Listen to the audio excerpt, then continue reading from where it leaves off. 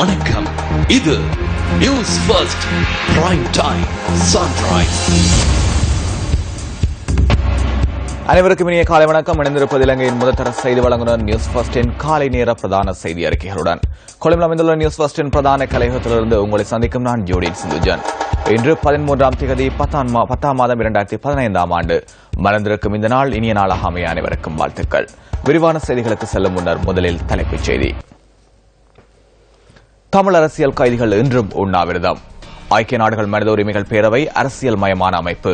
ஈழ மக்கள் புரட்சிகர விடுதலை முன்னணியின் தலைவர் விமர்சனம். இந்திய மீனவர்களின் படகுகளை அரசுடைமையாக்குமாறு வடபகுதி மீனவர்கள் வலியுறுத்தல்.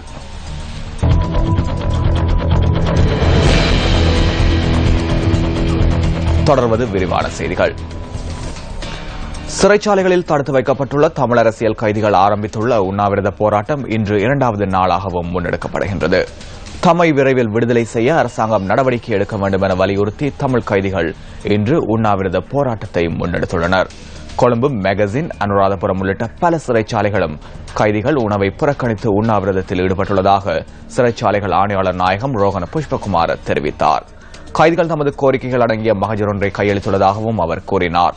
நாடளாவிய ரீதியில் உள்ள சிறைச்சாலைகளில் மொத்தம் 201 அரசியல் கைதிகள் தடுத்து வைக்கப்பட்டுள்ளனர். இவர்களில் 197 ஆண்களும் 4 பெண்களும் உள்ளடங்குகின்றனர். இவர்களில் 40 பேர் நீதிமன்றத்தினால் தண்டனை வழங்கப்பட்டவர்கள் என்பதுடன் 161 பேர் தொடர்பிலான சட்ட நடவடிக்கை இடம்பெற்று வருவதாக சிறைச்சாலைகள் ஆணையாளர் நாயகம் கூறினார். இவர்களில் 109 பேர் மெகசின் சிறைச்சாலையிலும் 30 பேர் அனுராதபுரம் சிறைச்சாலையிலும் தடுத்து வைக்கப்பட்டுள்ளனர். ஏனையவர்கள் வெலிக்கடை, போகம்பர, திருகோணமலை, களுத்துறை, மட்டக்களப்பு, பதுளை, காலி, நீர்கொழும்பு, யாழ்ப்பாணம், பொலனறுவை மற்றும் மொனராகலை சிறைச்சாலைகளில் தடுத்து வைக்கப்பட்டுள்ளனர்.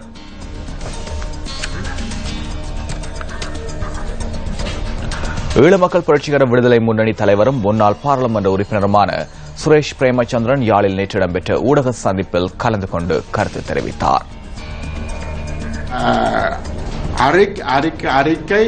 அறிக்கை என்பது உண்மையாகவே எல்லோராலும் வரவேற்கப்பட்ட ஒரு அறிக்கை. முதன்முறையாக இலங்கை அரசாங்கத்தை குற்றவாளி கூண்டில நிறுத்தி இருக்கக்கூடிய ஒரு அறிக்கை.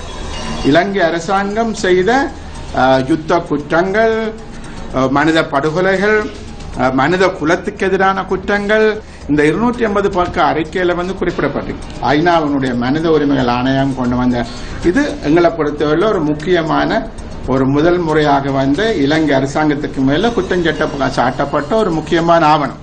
ஆகவே தமிழ் மக்கள் எல்லோருமே அந்த ஆவணத்தை வரவேற்கிறோம். ஆனால் அடுத்த கட்டமாக இந்த ஆவணத்தில் பரிந்துரை செய்யப்பட்ட விஷயங்களை நடத்துறதுல அதை செய்ய வேண்டியது யார் என்று சொன்னால் அந்த மனித உரிமைகள் ஆணையகத்தில் இருக்கக்கூடிய 47 நாடுகளும் தான் அதை அடுத்த கட்டத்துக்கு நகர்த்த வேண்டிய ஒரு பொறுப்பை கொண்டிருக்கு.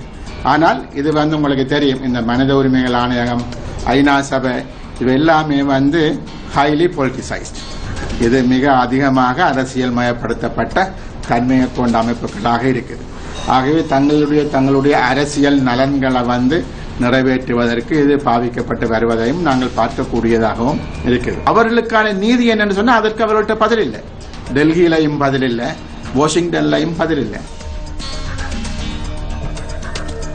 இந்திய மீனவர்களிடமிருந்து கைப்பற்றப்படுகின்ற படகுகள் அரசுடைமையாக்கப்பட வேண்டும் என யாழ் மாவட்ட கடற்தொழில் கூட்டுறவு சமாசங்களின் சம்மேளனம் வலியுறுத்தியுள்ளது. யாழ்ப்பாணத்தில் இன்று நடைபெற்ற ஊடகவியலாளர் சந்திப்பில் கலந்து கொண்ட சம்மேளனத்தின் தலைவர் அந்தோணி பிள்ளை எம்எல்ஏ பிள்ளை கருத்து வெளியிட்டார். எல்லை தாண்டும் தமிழக மீனவர்களின் பிரச்சினைக்கு மோடி அதிரடி தீர்வு என்கின்ற பத்திரிகை ஊடான செய்தியையும் நாங்கள் பார்த்திருக்கின்றோம். மீன் வளம் எங்கே இருக்கிறது என்பதை செயற்கைக்கோள் மூலம் கண்டுபிடித்து இந்திய மீனவருக்கு அதை தெரியப்படுத்தி இந்திய மீனவர் அந்த மீன் வளத்தை பிடிக்கிறதுக்கு உரிய ஒழுங்குகளையும் அதே நேரத்திலே இலங்கை கடல் எல்லைக்குள் போகாமல் நிறுத்துவதற்கான முயற்சியை அதிரடி தீர்வு ஒன்றை முன்வைத்திருக்கின்றார். அது உண்மையிலே வரவேற்க வேண்டிய விஷயம். அது கூடிய சீக்கிரம், காலம் கடத்தாமலுக்கு கூடிய சீக்கிரம் இந்த திட்டம் நிறைவேறுமாக இருந்தால் இந்த பிரச்சனை இருக்காது. ஆனால் கைது செய்த படகுகளை விடுவதனாலே திரும்பவும் அவர்கள் எமது எல்லைக்குள்ளே மீன்பிடிக்க வருகின்றார்கள். அந்த படகுகளை அரச உடைமையாக்க வேண்டும் என்பதுதான் எமது நிலைப்பாடு, எமது மக்களுடைய நிலைப்பாடு. இந்த நிலைப்பாட்டுக்கு எமது அரசாங்கம் விழிப்பாக இந்த நிலையில் எமது மக்கள் இந்த வாழ்வாதாரத்திலே முக்கிய பங்களிப்பை செய்ய வேண்டும் என்று நாங்கள் விரும்புகின்றோம். இதேவேளை இலங்கை கடற்பரப்பிற்குள் இந்திய மீனவர்கள் அத்துமீறுவதை ஆதாரத்துடன் இந்திய அதிகாரிகளுக்கு தெளிவுபடுத்த வேண்டும் எனவும் அவர் இதன் போது குறிப்பிட்டுள்ளார்.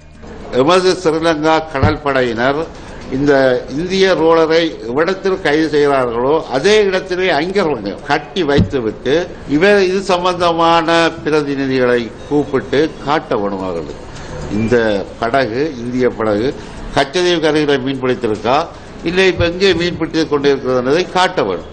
காட்டினால்தான் அவர்கள் நம்புவார்கள். அவர்கள் நெடுக அவர்களுக்கு ஒரு தாரக மந்திரம், அது நாங்கள் கச்சதீவு கரைகளை பிடிச்ச படகைத்தான் இவர்கள் இலங்கை கடற்படை கைது செய்தார்கள். அது தவறு. ஆனால் அவர்கள் இரண்டதீவு பாலதீவு இப்படி உள்ளுக்க வந்துடுறார்கள். சில நேரங்களில் நாச்சிக்குடாவுக்கு கிட்ட கூட போயிடுறார்கள். ஆனால் எங்களை வளம் அழியுது. இதை காப்பாற்றுவதற்கு இது சம்பந்தமான அதிகாரிகள் முன்வர வேண்டும் என்பதுதான் எங்களை விருப்பம்.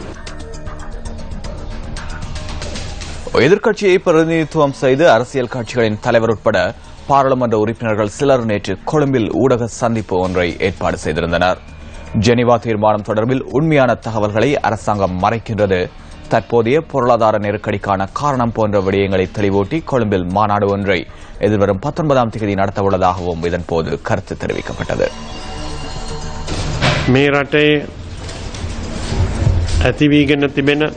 நாட்டில் ஏற்பட்டுள்ள பாரதூரமான சூழ்நிலை தொடர்பில் கவனத்தில் கொண்டு மக்கள் மத்தியில் செல்ல தீர்மானித்துள்ளோம்.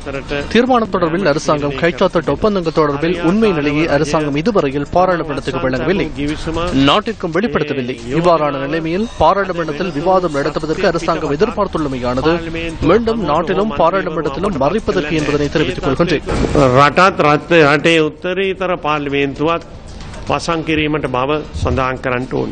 மங்கள சமரவீர மகாத்மியா பயங்கரவாத தடுப்பு சட்டத்தை ரத்து செய்வதாகவும் பொதுமக்கள் பாதுகாப்பு தொடர்பிலான சட்டத்தை திருத்தத்திற்கு உட்படுத்த செயற்படுவதாகவும் ஆணையாளரின் அறிக்கை வெளியிடப்பட்டதன் பின்னர் மனித உரிமைகள் ஆணைக்குழுவில் உரையாற்றும் போது மங்கள சமரவீர தெரிவித்தார். பொதுமக்கள் பாதுகாப்பு சட்டமூலத்தை ரத்து செய்தாலோ அல்லது அதில் காணப்படும் சரத்துக்களை திருத்துவதற்கு உட்பட்டாலோ என்ன நடக்கலாம்?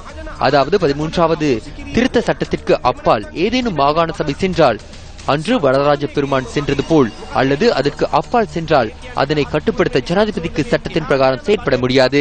ඒක පාලනය කරන්න නිත්‍යානුකූල හැකියාවක් ජනාධිපතිවරයාට නැති වෙනවා. අපේ විවස්සාවාද නැහැටි. අපේ ලීගල් රිෆෝම්ස්, කොන්ස්ටිටියුෂනල් රිෆෝම් நமது அரசியலமைப்பை தயாரிக்கும் முறை, நமது சட்ட மறுசீரமைப்புகள் மற்றும் பாதுகாப்பு சட்டங்கள் உட்பட அதிகார பகிர்வு போன்ற விடயங்களை அமெரிக்கா கூறுகின்றது. இங்குள்ள பாராளுமன்ற உறுப்பினர்கள் எதற்காக? எம்மவர்களால் அப்போது என்ன பலன்? 225 பேர் எதற்காக? இந்த அரசாங்கத்தின் பிரதான பொருளாதார ஆலோசகராக மத்திய வங்கி ஆளுநர் அர்ஜுன் மகேந்திரனை உள்ளார். வரிநிலைகள் 3 உள்ளன: சுங்கம், உறைவரி மற்றும் கலால் ஆகிய திணைக்களங்கள். இன்று இவை திருடர்களின் குகைகளாகியுள்ளன. ක්‍රියාත්මක වෙන්නේ තත්ත්වක රජාදායම් බැහැගෙන යනවා. බැහැගෙන යනකොට මේක බලපාන්නේ සමාජයේ පහළම තලයේ අයට. ලොකු මිනිස්සුන්ට තේරෙන්නේ නැහැ මේක. ඒක තේරෙන්නේ නැහැ. අපි දන්නවා මේ එක්සත් ජාතික පක්ෂයේ ஐக்கிய தேசிய கட்சியின் கொள்கை வகுப்பு அமைச்சர் என்ற வகையில் ரணில் விக்ரமசிங்கவும் நிதியமைச்சர் என்ற வகையில் ரவி கருணாநாயக்கவும் நிதி நிர்வாகத்தில் பாரிய சிக்கலை தோற்றுவித்துள்ளனர். அரசியல் தேவைகளுக்காக 200 பேர் இடமாற்றம் செய்யப்பட்டுள்ளனர். இலங்கை மத்திய வங்கி என்பது நிபுணர்களை உள்ளடக்கிய கேந்திர நிலையமாகும். அரசியல் அழுத்தங்கள் காரணமாக இவ்வாறு 200 பேர் இடமாற்றம் செய்வது எந்தவொரு சந்தர்ப்பத்திலும் இடம்பெறவில்லை. மத்திய வங்கியில் இடம்பெற்ற திரைசேரி முறிகள் கொள்ளை தொடர்பில் கோப் குழுவில் சாட்சியம் அளித்தவர்களும் பாதிக்கப்பட்டுள்ளனர். මෙතුමාගේ කෝප් කමිටුවට ඇවිල්ලා சிறுவர்களின் பாதுகாப்பை கருத்தில் கொண்டு நியூஸ் ஃபர்ஸ்ட் முன்னெடுக்கும் பிள்ளைகளுக்காக விழிப்புணர்வு திட்டம் இன்று பதுளையில் முன்னெடுக்கப்பட உள்ளது. நியூஸ் ஃபர்ஸ்டின் மகத்தான சமூக பணி இன்றைய தினம் ஊவா மாகாணத்தில் பதுளை மாவட்டத்தில் முன்னெடுக்கப்பட இருக்கின்றது. தெரிவு செய்யப்பட்ட பல பகுதிகளுக்கு எங்களுடைய நியூஸ் ஃபர்ஸ்ட் குழாமினருடன் போலீசார் மற்றும் சிறுவர் பாதுகாப்பு அதிகார சபை உத்தியோகஸ்தர்கள் ஆகியோர் ஒன்றிணைந்து சென்று சிறுவர்கள் மீதான துஷ்பிரயோகங்கள், அவற்றிலிருந்து எவ்வாறு சிறார்களை பாதுகாப்பது என்பது மட்டுமன்றி சிறுவர்களுக்காக அறிமுகப்படுத்தப்பட்டுள்ள 1929 என்ற அந்த தொலைபேசி இலக்கத்தினையும் எங்களுடைய பொதுமக்களுக்கு அறிவிக்கும் ஒரு உன்னதமான சமூக பணி இன்றைய தினம் பதுளை மாவட்டத்தில் முன்னெடுக்கப்பட இருக்கின்றது. ஆகவே இன்றைய தினம் முழுவதும் பதுளை மாவட்டத்தில் தெரிவு செய்யப்பட்ட பல பகுதிகளில் இந்த வேலை திட்டம் முன்னெடுக்கப்பட இருக்கின்றது. இது தொடர்பான அனைத்து விடயங்களையும் வழங்குவதற்கு நியூஸ் பெஸ்ட் குழாமினர் தயாராக இருக்கின்றோம். நியூஸ் பெஸ்ட் செய்திகளுக்காக பதுளையிலிருந்து ராசலிங்கம் ரவிரகு. அக்கரப்பத்தனை டொரிங்டன் தோட்டத்தின் ஸ்கே பகுதியில் ஏற்பட்ட வெள்ளம் காரணமாக 32 பேர் வரை இடம்பெயர்ந்துள்ளனர். 7 குடும்பங்களைச் சேர்ந்த இவர்கள் தற்போது டொரிங்டன் தமிழ் வித்தியாலயத்தில் தங்க வைக்கப்பட்டுள்ளமை குறிப்பிடத்தக்கது.